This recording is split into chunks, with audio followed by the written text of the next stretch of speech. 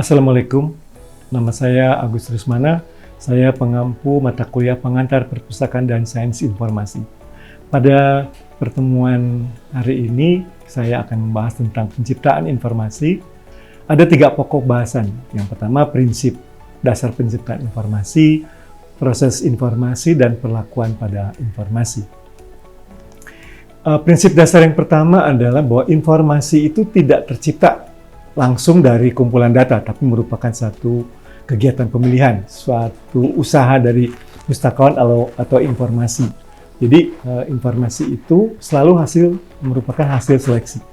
Diseleksi oleh alami, by nature, atau selection by purpose, atau selected for knowledge. Jadi ada 3 pemilihan data jadi informasi. Yang pertama by nature atau oleh pemilihan alami.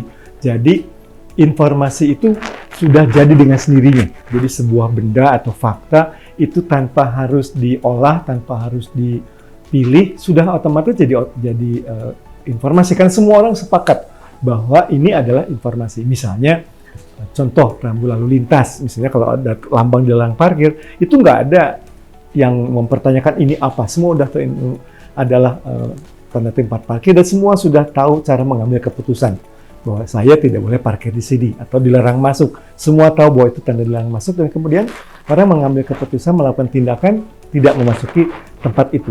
Jadi itu sudah jadi secara alami terjadi, tidak perlu ada tindakan seleksi lagi. Kemudian ada yang diseleksi berdasarkan kebutuhan.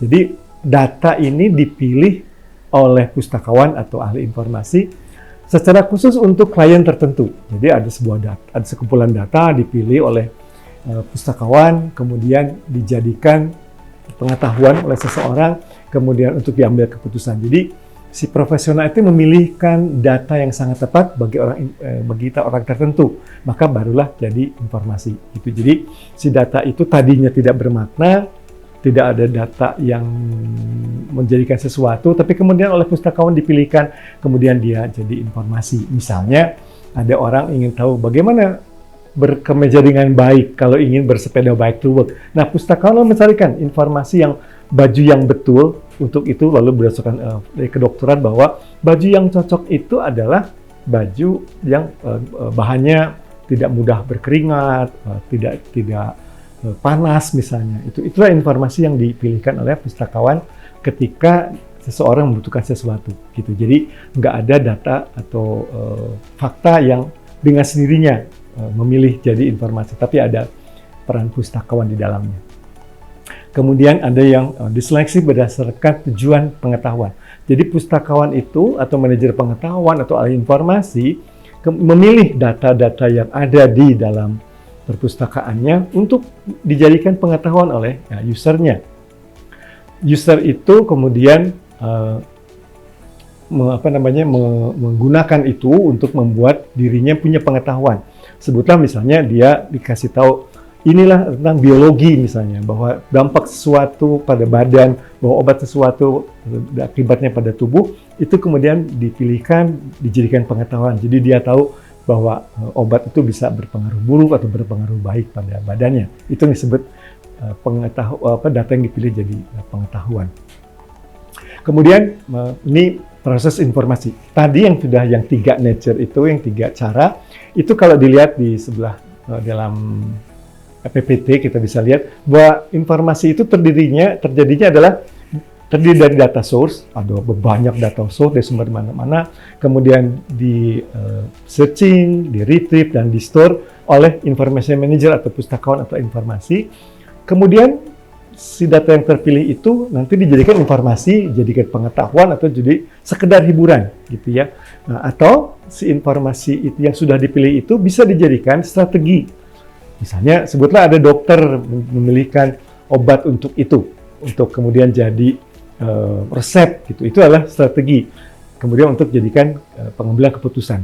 Jadi data itu dijawab oleh librarian, oleh informasi spesialis, dijadikan informasi atau dijadikan pengambilan keputusan.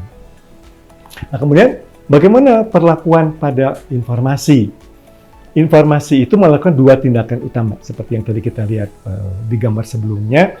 ada dua tindakan utama pada informasi yang diciptakannya. Yang satu memberikan dalam bentuk data untuk langsung digunakan. Misalnya, ini cara memilih baju yang benar untuk bersepeda. Apakah klien nanti akan menggunakan atau tidak, itu diserahkan pada diri klien sendiri. Ya. Kemudian apakah dia tidak. Nah, kemudian maka strategi yang kedua adalah pemecahan masalah. Misalnya, pustakawan memberikan informasi, ini informasinya akan jadi ini. Jadi kalau Bapak mau melakukan ini, kalau Bapak ingin sehat, Bapak ini ingin segar, ini loh strateginya, inilah data yang harus digunakan. Sehingga nanti si pengguna udah tinggal menggunakan itu, tidak lagi berpikir bagaimana caranya, karena pustakawan sudah memilihkan strategi untuk mencapai tujuannya. Gitu, ya. Jadi itulah bagaimana informasi tercipta dan bagaimana informasi kemudian digunakan. Demikian pembahasan pada hari ini, semoga bermanfaat. Sampai jumpa pada pertemuan selanjutnya. Salam.